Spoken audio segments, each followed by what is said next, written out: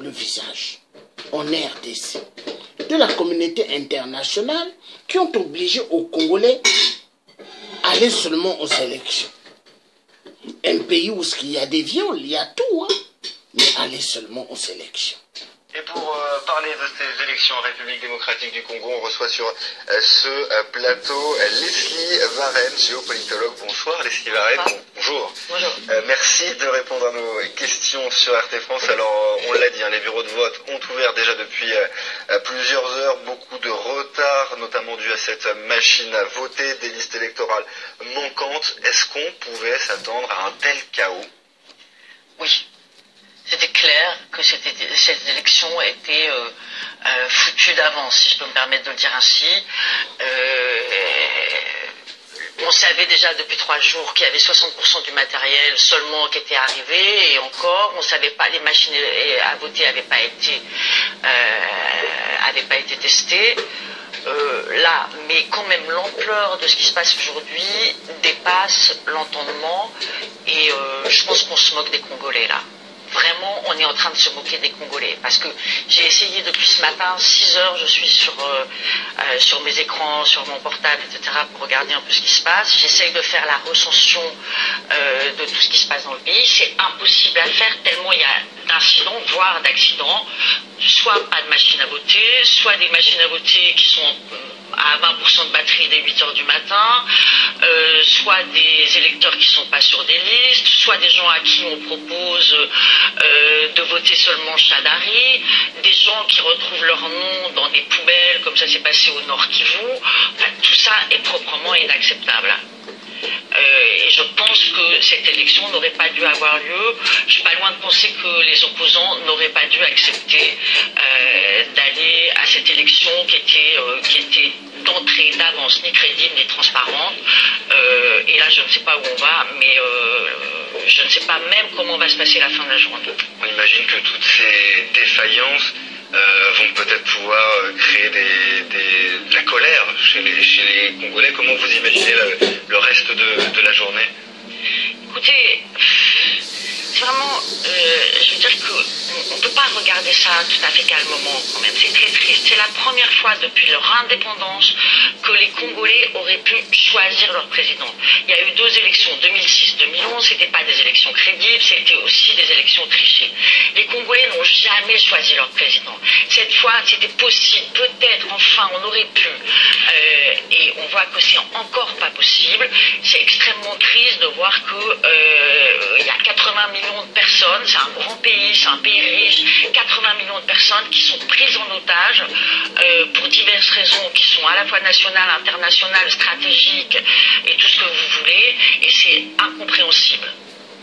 Les Congolais, on le disait tout à l'heure, attendent depuis déjà 2 ans cette élection, et en cas de victoire d'Emmanuel Ramazani Shadari, certains parleraient de fraude. Est-ce que vous comprenez ça, ce sentiment?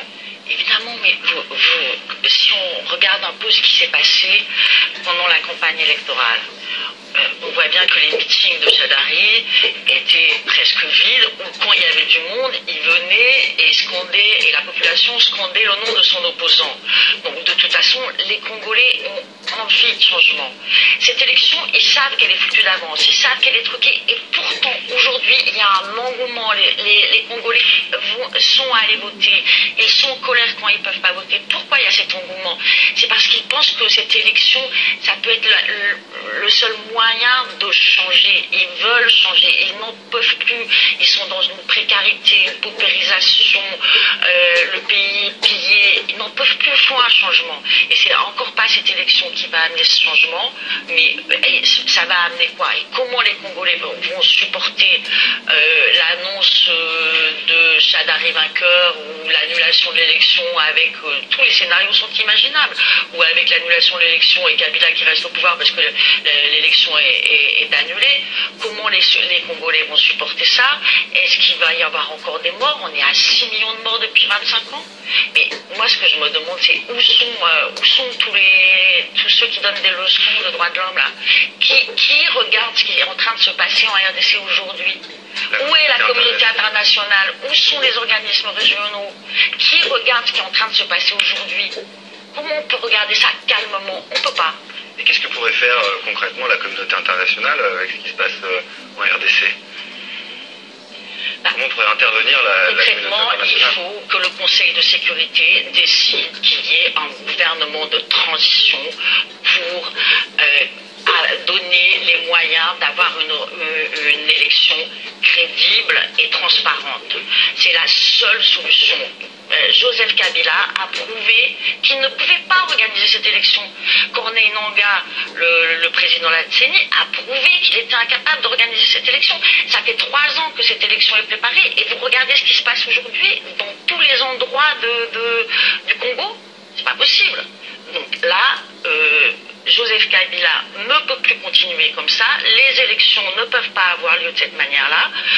Je rappelle aussi, parce que ça, il faut pas oublier, que la semaine dernière, la CENI a privé de vote 3 villes, Béni, Butembo et Yumbi. Ces élections auront lieu au mois de mars prochain. Oui, mais au mois de mars prochain, les élections... Les résultats sont le 6, en janvier. Voilà, et ils ne voteront que pour les législatives et les provinciales, ils ne voteront pas pour les présidentielles. Est-ce que le Congo est en dehors de tous les pays de la communauté internationale? Est-ce que le Congo est sur la planète Mars? Ou est-ce qu'il fait partie des Nations Unies? Enfin, qu'est-ce que c'est que cette histoire? C'est pas normal qu'1,2 million de personnes ne puissent pas aller voter. Je me demande pourquoi personne ne réagit.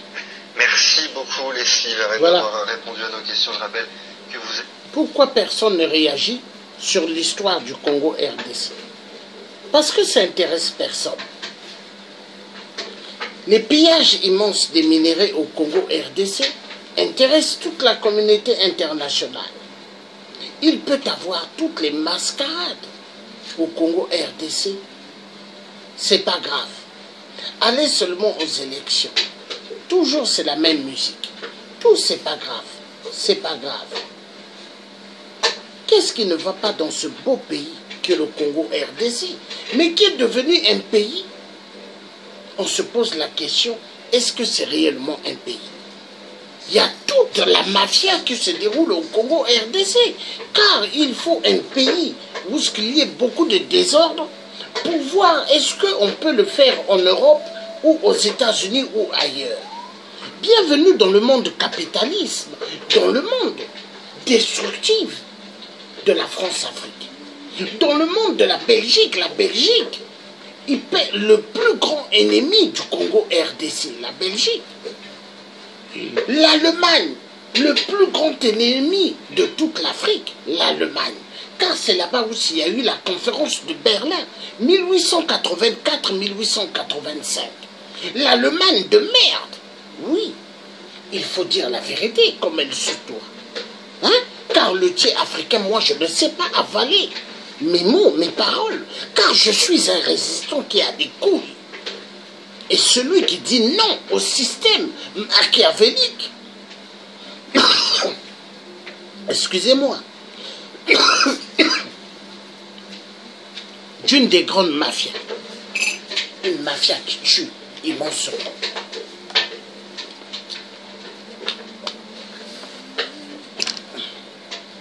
L'Afrique va mal.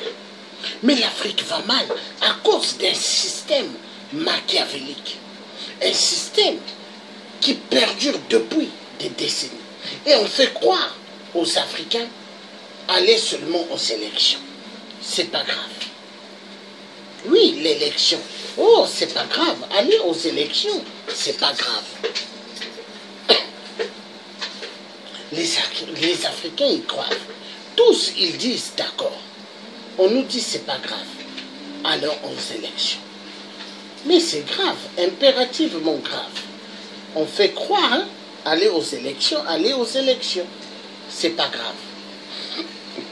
Et les Africains y croient. Tous applaudissent. Hein?